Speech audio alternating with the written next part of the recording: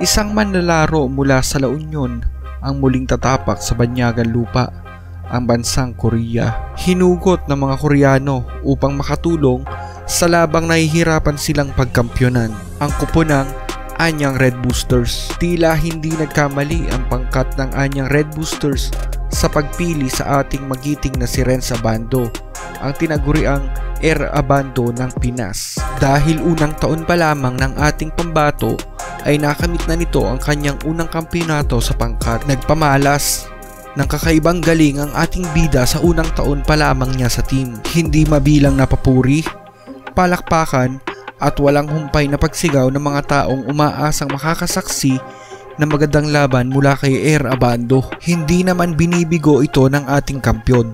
Lalong sumisikat si Abando sa banyagang bansa na animoy isa na siyang mamamayan doon. Marami ng tagahanga at taga-subaybay si Abando sa nasabing bansa. Palaging inaabangan, makita lamang ang iniidolo. Mga humihingi ng pirmang magmamarka sa uniforme nitong may numero 12. Sa kanilang pag-aabang at patuloy na pagnanais na makita si Renz Abando, hindi matatawaran ang suporta at paghanga ng maraming taga-subaybay sa kanyang pangalan sa bansang iyon. Ang hinahangaan nilang Air Abando ay nagdudulot ng kasiyahan at inspirasyon sa kanilang mga puso. Sa bawat laban at pagtatanghal niya sa basketball court, patuloy na napapasaya at napapahanga ni Abando ang kanyang mga tagahanga, na umaasa na mayroon silang pagkakataong makausap o makita lamang ito. Muli nang tumulak si Abando patungong Korea upang ipagpatuloy ang nasimulang laban para sa kuponang Anyang Red Boosters. Pangalawang season na nito sa pangkat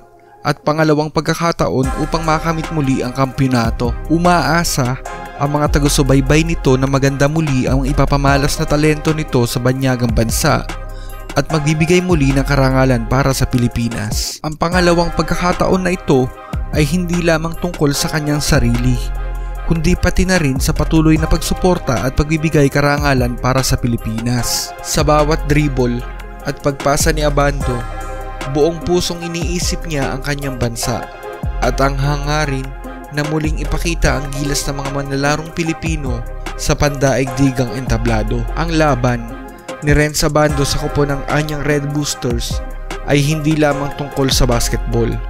Ito'y isang paglalakbay ng determinasyon at dedikasyon upang ipakita ang husay ng isang Pilipinong atleta. Sa bawat tira at depensa, buo ang tiwala ng mga sumusuporta sa kanya na siya ay isang inspirasyon at huwaran sa pagsisikap at pagmamahal sa bansa. Halina't ating tunghayan ang mga naging laban ni Abando sa kanyang Season 2 sa kuponang Anyang Red Boosters. Napakaganda ng pag-unlad ni Abando sa kanyang pangalawang season sa KBL.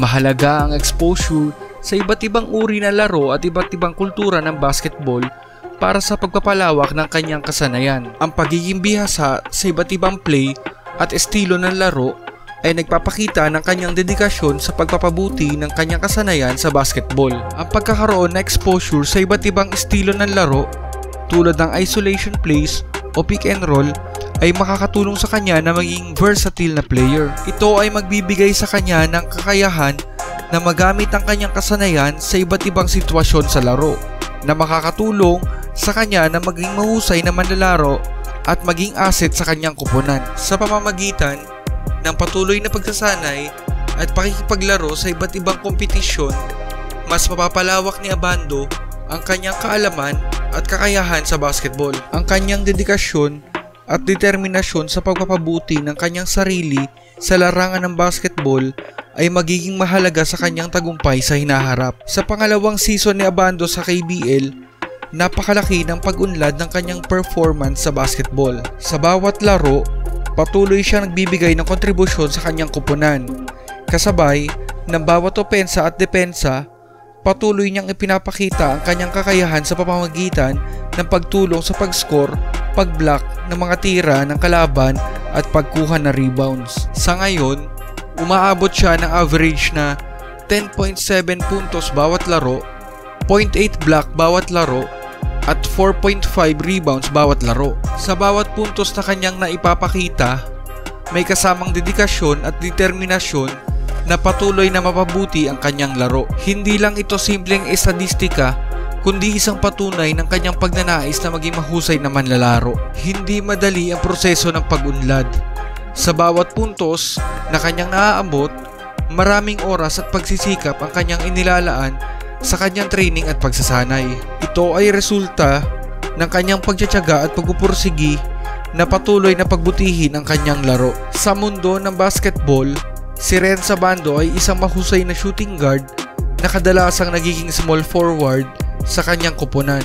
Ang kanyang kasanayan sa pagtira ng bola mula sa labas ng 3-point line at pagiging handa na dumepensa laban sa mga malalaking manlalaro ay nagbibigay sa kanya ng kahalagahan sa loob ng hardcourt. Kahit na itinuturing shooting guard ang pangunahing posisyon ni Abando, handa siyang tumanggap ng iba't ibang responsibilidad sa laro. Kapag kinakailangan, nagiging small forward siya upang magbigay ng mas malaking kontribusyon sa koponan. Ang kanyang kakayahan na mag-adjust sa iba't ibang posisyon ay nagpapakita ng kanyang kakayahan sa pagiging versatile na player. Ang kanyang dedikasyon, pagiging handa sa anumang responsibilidad sa laro, at pagiging mapagkumbaba sa loob at labas ng basketball court ay nagpapakita kung gaano siya kaimportante sa kanyang koponan. Si Renzo Bando ay isang player na mas pinipili ang aktibong pag-atake sa ring kaysa sa paggamit ng pull-up jumper sa kanyang laro. Sa bawat pagkakataon na mayroon siyang oportunidad na mag-drive patungo sa ring, sinisikap niyang maipakita ang kanyang bilis, lakas at kasanayan sa pag-atake. Sa halip na mag-rely sa mga pull-up jumper na mas madalas ginagamit ng ibang mga manlalaro, mas pinipili ni Abando ang direktang pag-atake sa loob ng paint. Ito ay nagpapakita ng kanyang determinasyon na makakuha ng mga puntos sa pinakamainam na paraan, na sa kanya ay sa pamamagitan ng pag-drive sa loob at pagkuha ng mga puntos mula sa malapit sa ring. Ang kanyang estilo ng paglalaro ay nagbibigay daan sa kanya na makagawa ng mga mahalagang puntos at makapagbigay ng pressure sa depensa ng kalaban sa bawat laro. Sa pamamagitan ng pagiging aktibo sa pag-atake sa ring, hindi lamang siya nakakapagbigay ng puntos para sa kanyang koponan, kundi pati na rin nagbubukas ng mga oportunidad para sa kanyang mga teammates. Bagamat mas pinipili niya ang pag-atake sa loob, hindi ibig sabihin na hindi niya kayang mag-take ng pull-up jumper. Sa halip, ito ay nagpapakita ng kanyang preferensya at kagustuhan na mag-focus sa kanyang lakas at kasanayan sa pag-atake sa rim, na nagiging isang malaking bahagi ng kanyang kontribusyon sa laro.